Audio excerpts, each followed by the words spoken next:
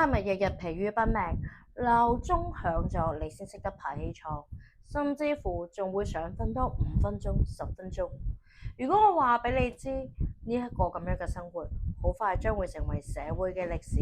而你又會唔會相信？喺1月份，Elon Musk 喺一個採訪度已經預言過，我哋之後咧將來係唔會再有工作，我哋分分鐘會被 AI 圈養。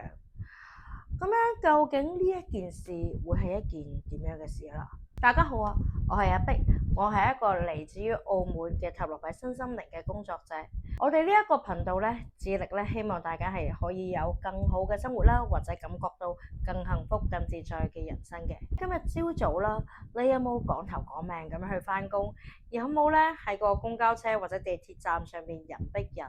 甚至乎會聞到隔離座位喺度食緊早餐嘅一啲味道啊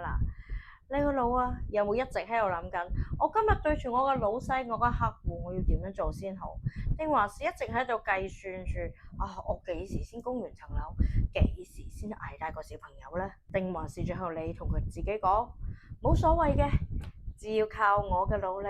早有一天咧，我都能夠實現咗財務自由㗎。但係咧，我而家必須要話俾你知，奮鬥呢條路，就算啊，你連嗰個所謂嘅財務自由嘅終點站，都好快俾人連根拔起，你會相信嗎？依家啦，唔係話要炒你魷魚，都唔係你公司執笠啫，而係呢一個社會一整個嘅經濟體系啊，已經唔需要人類呢一個生物嚟努力咁樣維持落去啦。你覺得好誇張，你覺得好浮誇，定還是睇緊電影啊？我同你講，喺2023年入邊，喺英國嘅一個安全峰會上邊，我哋嘅一個世界最強科技企業嘅男人 Elon Musk 已經對住當其時嘅英國首相啊，講咗一句令全世界都為之一振嘅一啲説話。佢話喎，我哋咧即將會見證咗一種由歷史入邊最具破壞性嘅力量。我哋將會擁有啦，係全世界入邊最聰明嘅人都聰明嘅一啲嘢。跟住佢冷冷咁樣插多一句話，到咗嗰一個時刻啊，其實工作已經完全冇意義，人工智能已經包辦晒一切啦。咁聽到呢一度，你可能你會諗喎，咁點解 Elon Musk 佢講我就要信啊嗱？其實好簡單，佢唔係算命先生啊，佢都唔係一啲股評分析員。而佢係一個企業家，佢係可以去激進到講話電動車，講話回收火箭，甚至乎移民火星，人哋都係傾家蕩產咁樣去做俾你睇嘅。所以佢今日所講嘅就唔係一個好虛無縹緲嘅一啲語言，人哋係真係落手落腳，親自咁喺度繪製一個未來嘅施工圖。咁嚟到今日啦，我哋需要用最客觀嘅一啲商業邏輯嚟拆解一下呢個經濟嘅一啲推論，唔好齋係去講話啊！如果人類唔使做嘢嘅話，我哋嘅社會會變成點樣啦？我哋需要諗嘅係啲好實際嘅一啲問題。喺呢一場嘅一個企業嘅大洗牌入邊，我哋嘅普通人可以點樣做？以前我哋人類有一張免死金牌，比起其他物種有更優勢嘅一啲免死金牌。我哋要明白點解我哋要返工呢一個行為會消失先，因為咧我哋要喺個經濟入邊去了解到一樣嘢叫比較優勢。喺咁多年嚟，我哋人類喺地球上嘅發展，我哋都係因為我哋識得食腦，識得利用比較優勢，因為我哋嘅體力啊係跑唔贏一啲獵豹啊、獅子，所以我哋咪發明咗跑車同埋引擎咯。佢可以快過呢個世界上所有嘅動物。論力我哋又唔夠啲牛馬嚟，所以我哋咪發明咗拖拉機去幫我哋去耕種咯。咁當幾百年前嘅工業革命，機器就取代咗我哋嘅一啲手腳啦。我哋而家咧已經集體進化，靠大腦去返工，靠住我哋嘅智力、分析能力、邏輯能力啊，咁喺呢個商界度運作。但係我哋一直都以為啊，食腦就係我哋嘅免死金牌。但係 Elon Musk 佢講咗一個好殘酷嘅一個商業嘅現實，新一代嘅一啲運算嘅技術啊，已經將咧努力嘅一個勞動已經變成一個低廉價可以複製嘅一個商品啊！咁喺演算法同埋速度面前咧，你認為呢個最值錢嘅一啲文書啊、分析嘅工作呢一個已經變成咗所有企業家最想縮減嘅一啲開支啦。咁家陣嘅一啲 AI 啦，可以喺1秒之內咧就已經分析咗幾十萬嘅一個財務報表，可以去預測到市場嘅一啲走勢，甚至乎會攞非常之多嘅一啲病例去推出嘅，即係去檢測一啲可以喺超多個病例當中去揾出慢性病嘅一個可能性。咁所以我哋一直引以為傲嘅大佬，佢都已經失去緊嘅一啲優勢啦。點解你個機器會俾機器人取代？咁Elon Musk 旗下嘅啲機器人其實已經悄悄咁樣咧，將呢個咁高嘅一啲運算力擺晒1個2個嘅金屬身體入邊。佢喺投資者大會入邊咧計過一條數俾大家睇下。如果一個通用嘅機械人嘅生產嘅成本啦，控制喺2萬蚊美金下低，而且佢可以24小時不停咁樣去工作運作，又唔會交強積金，唔會同你鬧情緒，又唔會同你病嘅。咁樣你諗下啦，如果一個跨國企業嘅老細面對一個咁平又可以不停咁生產嘅一個系統，你如果係呢一位老細，你會點揀啊？所以做生意嘅一個定律咧，就永遠都係想將嗰個成本壓到去最低。我請一個員工，我又要每月出糧俾佢，又要幫佢去供社保，甚至乎咧，我只係需要付出咁低嘅啲成本，就已經換到咁大嘅效益嘅時候，你諗下，如果你係商家，你會點揀啊？所以大家咧係需要明白㗎，呢一個嘅轉變唔係講緊你做嘢你做得夠唔夠誠懇，夠唔夠搏命，都唔係喺度講緊你有冇價值。呢一個係一個最好客觀嘅、好現實嘅一個數學取捨題啊！嚟到呢一度啦，可能你會問喎，咁如果全部人都冇工開，或者極大部分人都冇嘢做嘅話，咁樣呢一啲人生產出嚟嘅服務同埋產品可以賣俾邊個啊？咁我哋嘅經濟體系會面臨一啲乜嘢嘅變化咧？呢一個就係 Elon Musk 佢講出嚟第2個嘅一啲震撼嘅炸彈咯。佢認為啦，將來嘅經濟模式啦，一定會發生一個好大嘅一啲轉變，甚至乎會形容為係我哋全民嘅基本收入，而變成一個我哋全民都可以高收入啊！我哋而家就一齊嚟腦洞大開諗一下。咁你諗下，如果當你耕種、運輸、建築，甚至乎一啲咧，你嘅醫療都係可以面對緊分析嘅，亦都可以高度咁樣自動化嘅時候咧，咁所有嘅商品嘅生產成本咧，根本會跌到非常非常非常便宜，甚至乎係分分鐘接近0添啊！咁喺過去啦，對於人類嚟講，資源稀缺嘅問題咧，就將會大幅咁減少。甚至乎啦，會令到全民都可以進入一個富裕嘅一個領域。咁但係當你嘅物質充滿豐盛同埋富裕嘅時代嘅時候咧，喺呢個社會嘅運作邏輯亦都會改變。咁喺政府或者一個掌權者嘅一啲巨頭入邊啊，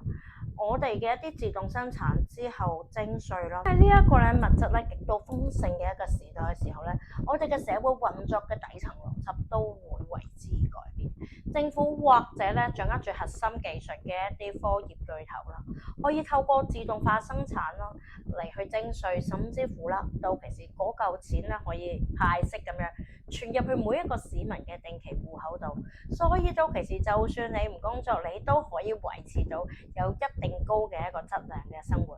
聽起身，你係咪覺得 Wow, that's amazing？ 甚至乎你係咪覺得已經解決咗生存問題，可以去到人間嘅天堂咧？咁之不過，但係啦，你需要去深思去考慮嘅問題係，我哋要知道呢一種嘅一個經濟嘅模式背後嘅權力重組嘅一個議題。當政府去承諾咗免費派息嘅一啲背後，咁其實咧係隱藏住一個社會嘅一個洗牌嘅。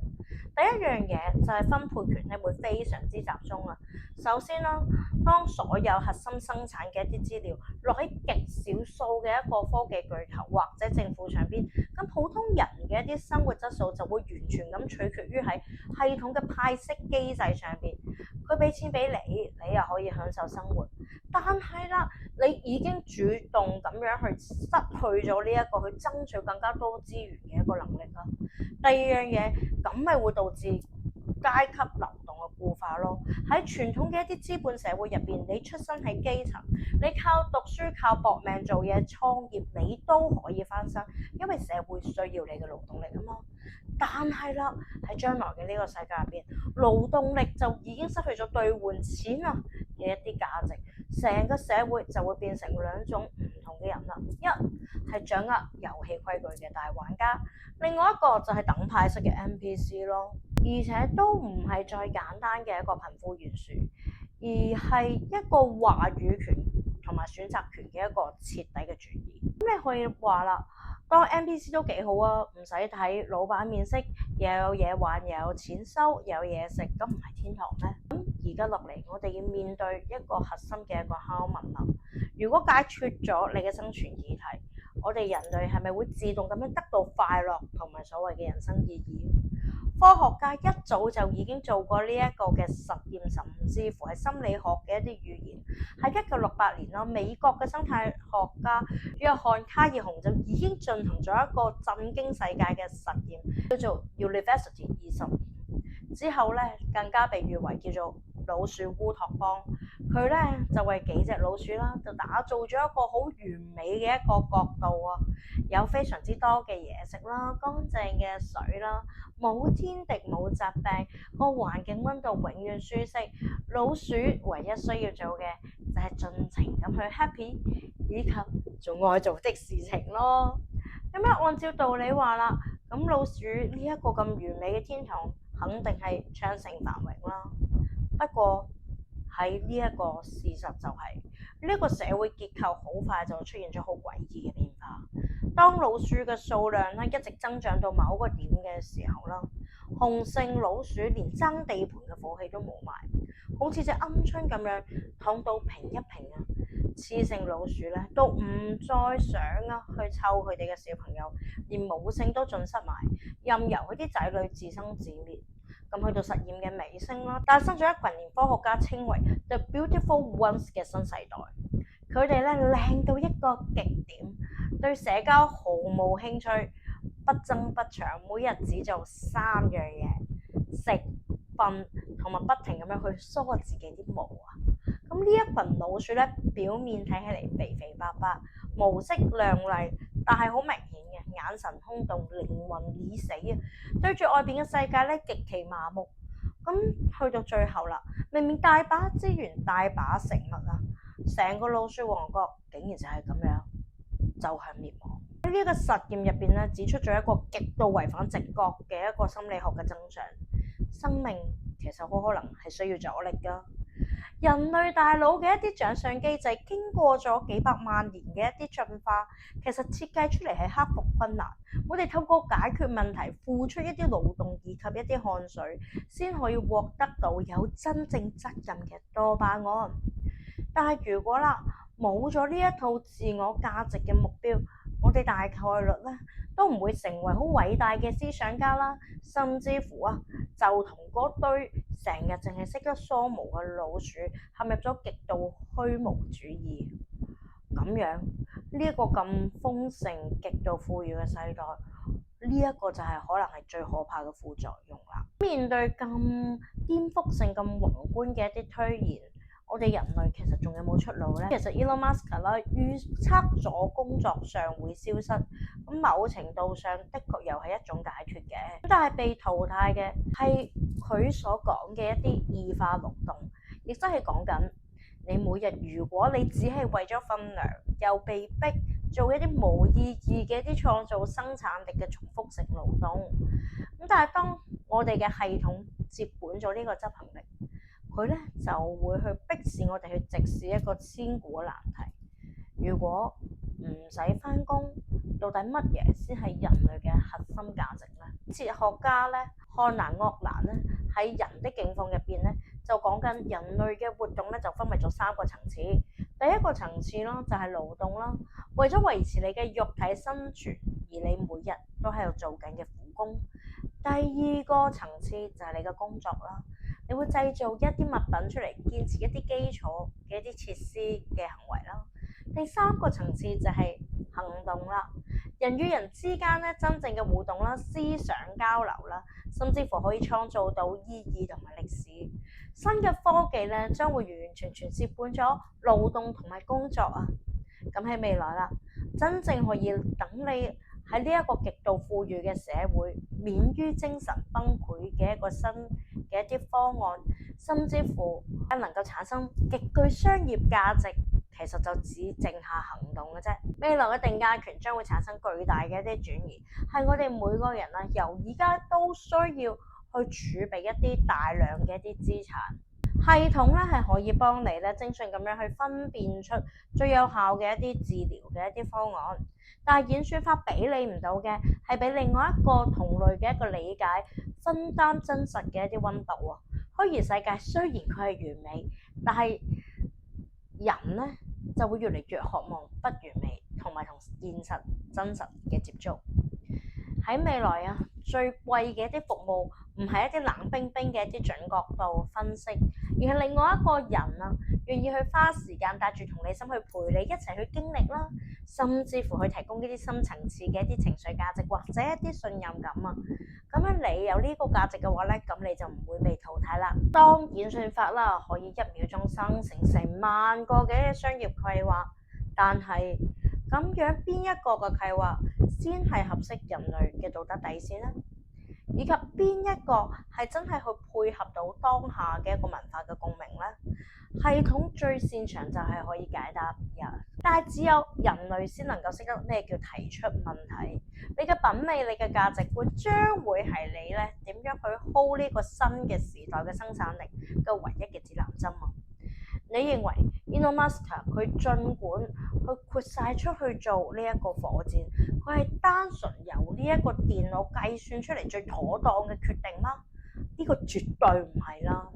如果純粹喺呢一個數據嘅回報率去睇啊，曾經呢一個係一個極度高風險嘅一個爛仗，要去火星根本係源自於呢一個人類對於未知世界嘅一個空間同埋渴望，佢係一個幾乎瘋狂嘅一個決定啊！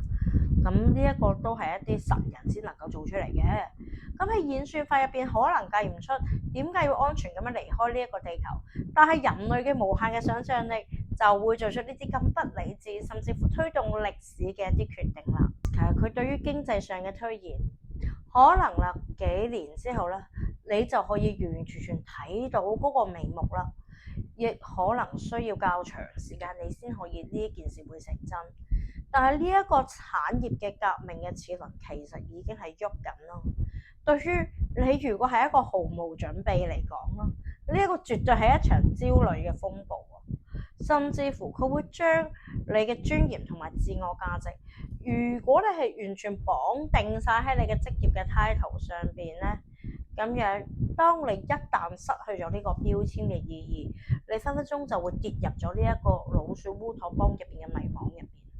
但係啦，對於睇緊呢一個影片嘅你嚟講啊，呢一個可能係一個提早覺醒嘅一個契機嚟。咁所以我哋需要由今日開始去問一問自己，如果之後你每一個月會收到一筆非常之可觀嘅生活費，你唔再需要為住你嘅三餐去返工，咁你會過上一個咩嘅生活啊？你仲有值得去燃燒嘅精力去追求你嘅熱情嗎？提早將你嘅自我價值同埋純粹嘅勞動力脫鈎，去培養下你嘅審美觀，建立你嘅一個人際網絡，揾翻你內心嗰個嘅火星計劃啊！呢一啲可能係你真正咁樣通往未來世界嘅真正嘅入場券。如果啦喺未來真係唔使再返工，而且我哋又有充足嘅時間，咁恭喜你啦！終於可以學習咩叫做一個真正有意義嘅人啦！如果你睇完呢一個咁殘酷嘅真相，並且你都揀清晰咁去面對，你已經勁過晒呢個世界上9%仲喺度逃避現實境嘅一個人啦。所以啦，而家我呼籲大家喺留言區度留下一個燈泡啊，亦都可以俾我哋知道有多一個人願意去覺醒啦。如果你覺得呢一集嘅一個內容咧有幫助到你，去為將來繼續未雨綢繆嘅話，咁我希望你訂閱我哋嘅一啲頻道，留翻個讚同埋 share。我係一個致力伴隨大家走上更美好生活嘅阿碧，我哋下一個視頻見，拜拜。